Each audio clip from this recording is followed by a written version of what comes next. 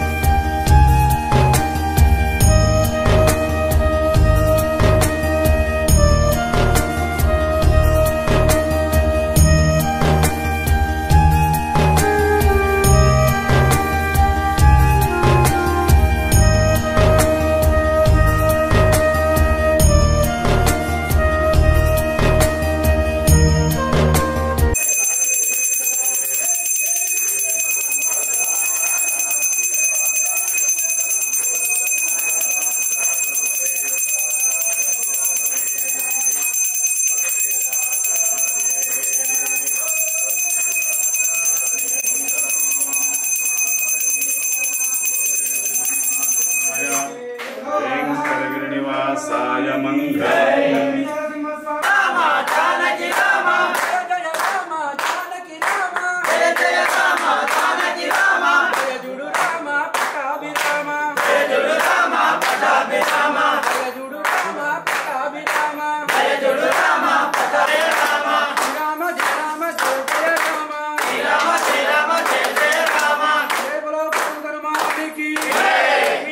ఉగ్రం వీరం మహావిష్ణుం జలంతం సర్వతోముఖం నృసింహం భేషణం భద్రం మృత్యుం నమామ్యహం.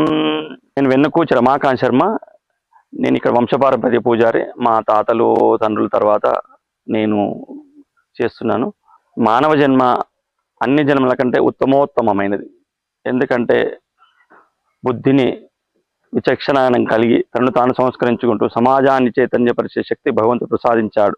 ఈ మానవ జీవితంలో కలిమాయ, కర్మదోషం, స్వయంకృత అపరాధం వలన కలిగేటటువంటి ఇబ్బందులను తొలగించుటకు పరమాత్మని ఆశ్రయించి ఆరాధించి అనుగ్రహం పొందుట ఆవశ్యకము. అందుచేత ఇందు కలడు అందులేడని సందేహం బవలదు చక్రి సర్వోపగతం అన్న ప్రహ్లాదుని ప్రార్థనావాక్యాన్ని నిధార్థం చేయడానికి ఆ శ్రీహరి కృతయుగంలో హిరణ్యకశిపుని సంహరించుటకు నరసింహావతారంలో ఆవిర్భవించాడు. ఆ హిరణ్యకశిపుని సంహరించిన తర్వాత ఎగువ అహోబిలంలో ఉన్నటువంటి ఏటిలో స్వామి చేతులు కడిగినాడని, ఆ ఏటిలో ప్రవహించే నీరు నేటి వరకు ఎరుపు వర్ణంలోనే ప్రవహిస్తుందని, ఆ హిరణ్యకశిపుని సంహరించిన పిదప స్వామి తనను తాను నిగ్రహించుకుంటూ 41 అడుగులు ఈ భూమిపైన ఉన్నటువంటి వివిధ పర్వతముల పైన వేశాడని, ఆ 41 అడుగులు 41 నృసింహ క్షేత్రాలుగా ఆవిర్భవించాయని చారిత్రకులు చెబుతున్నారు. అందులో 21 పాదక్షేత్రం శ్రీ వెంకటగిరి నివాసం. అంటే 21 పాదం, ఆ 21వ పాదం ఈ కొండపైన, ఈ వెంకటాపురం కొండపైన పడిందని మనకు ఆధ్యాత్మికులు చెబుతున్నారు. ఆ భక్తవరదుడైన ప్రహ్లాదుని ఋషులు మునులు స్తుతించినాడు. స్వామిని శాంతింపజే శక్తి తనకొక్కడికే ఉందని స్వామిని శాంతింపజేయమని కోరినారట. అప్పుడు భక్తవరదుడైన ప్రహ్లాదుడు స్వామిని స్తుతించినాడు.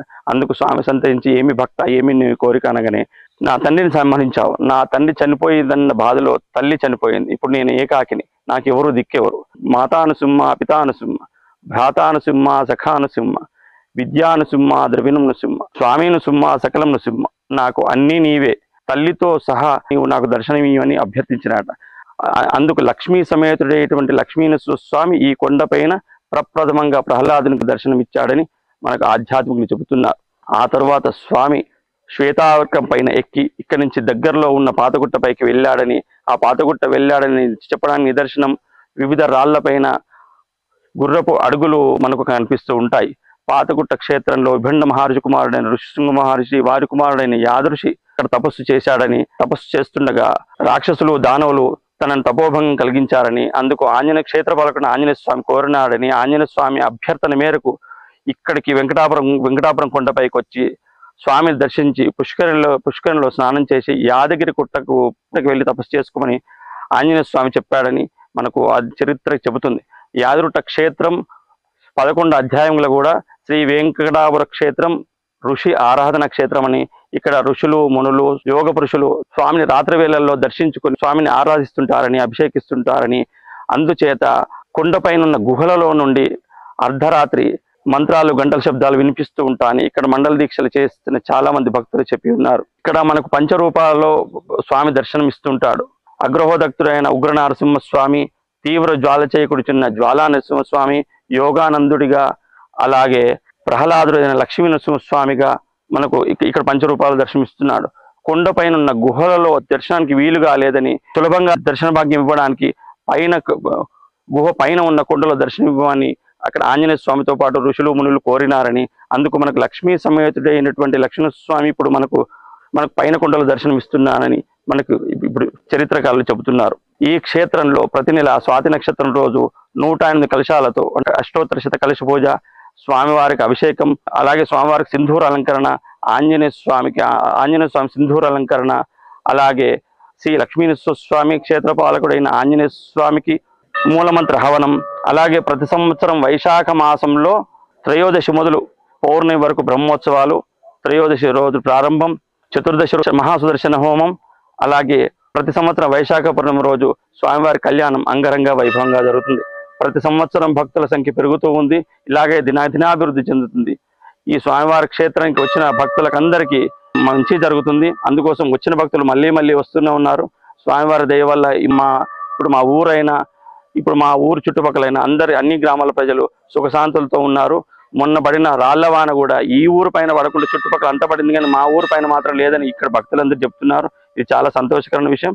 లక్ష్మణస్వామి అనుగ్రహం ఇట్లే అందరి పైన ఉండాలని కోరుకుంటూ స్వామివారి బ్రహ్మోత్సవాలు ఈ నెల 10వ తారీఖు అంటే శనివారం నాడు మొదలు 2వ రోజు ఆదివారం రోజు పొద్దున స్వామివారికి పైన ఆంజనేయ స్వామికి ఆకుపూజ, స్వామివారికి సింధూర అలంకరణ, స్వామి జయంతి సందర్భంగా పతాక ఆవిష్కరణ, ధ్వజస్తంభ పూజతో పాటు ఉదయం 9 గంటలకు దిగువ సన్నిధిలో మహాసుదర్శన హోమం, ఆదివారం రోజు సాయంత్రము స్వామివారికి ఉత్సవమూర్తులకు అభిషేకం, మంగళ స్నానాలు, 12వ తారీఖు సోమవారం ఉదయం 11 గంటలకు స్వామివారి కళ్యాణం ప్రారంభమవుతుంది.